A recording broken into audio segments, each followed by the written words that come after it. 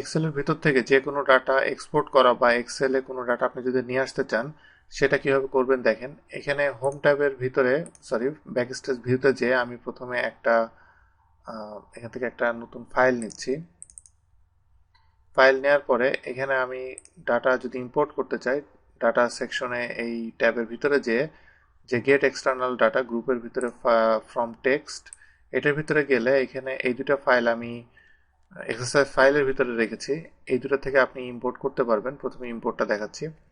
এখানে CSV format এবং text format দুইটাই খুবই কাছাকাছি ফরম্যাট, হালকা একটু চেঞ্জ আছে।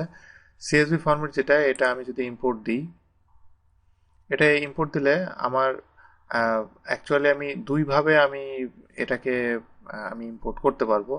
একটা হলো ডিলিমিটেড আর একটা হলো ফিক্সড উইথ। তো এখানের এইটা দেখে হয়তো আপনি বুঝতে পারছেন, character such as commas or tab separate each field, মানে কমা অথবা ট্যাব এইটা হলো এই সেপারেট করবে প্রত্যেকটা ফিল্ডকে, যেটা হলো ডিলিমিটেড, এবং এটা দিয়ে আমি এখন কাজ করব। তো এখানে আমি যদি নেক্সট দিই, তার আগে এখানে দেখেন যে এখানে যে ভ্যালুগুলো আছে এগুলো কিন্তু কমা সেপারেটেড ভ্যালু। তো এখানে যেহেতু কমা বা ট্যাব আছে, আমি যেহেতু কমা ইউজ করব, অবশ্যই ডিলিমিটেড দিব, দিয়ে নেক্সট দিব। নেক্সট দিলে এখানে আপনি যে এগুলোকে যে আলাদা করবেন, এগুলো আপনি কিভাবে করবেন সেই অপশনগুলো আছে, ট্যাব, সেমিকলন, কমা, স্পেস। তা আমি এখানে কমা দিব, যেহেতু এখানে কমা আছে, এবং কমা দেওয়ার পর এখানে প্রিভিউতে শো করছে আমি আলাদা করার পরে কেমন এটা হয়েছে।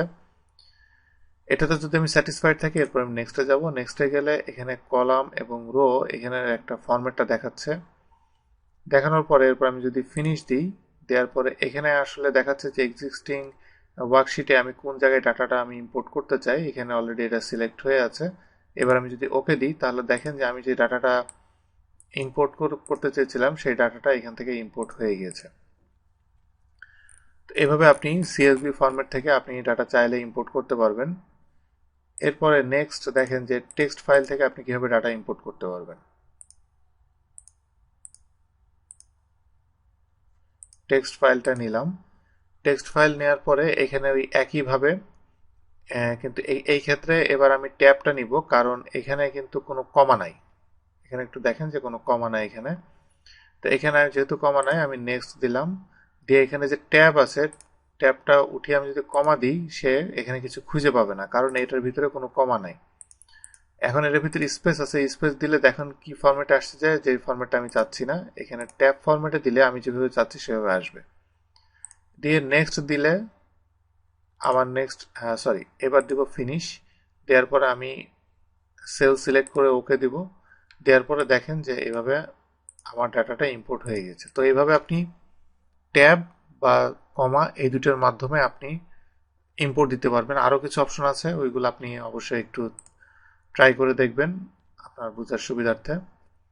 এখন আমি আপনাদেরকে দেখাবো যে কিভাবে আপনি একটা ডাটা এক্সপোর্ট করতে পারবেন। যেমন এখানে যে ডাটাটা ইম্পোর্ট করলাম, এটাকে যদি আমি এক্সপোর্ট করতে চাই, তাহলে আমাকে যেটা করতে হবে, file, save and send, change file type.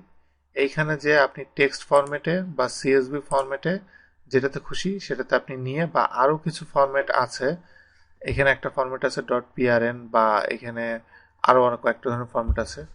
তো নর্মালি আমি এক্সপোর্ট যেহেতু করব, সেহেতু আমি টেক্সট ফরম্যাটে ডবল ক্লিক করলাম, করার পরে আমার এখানে ওপেন হবে।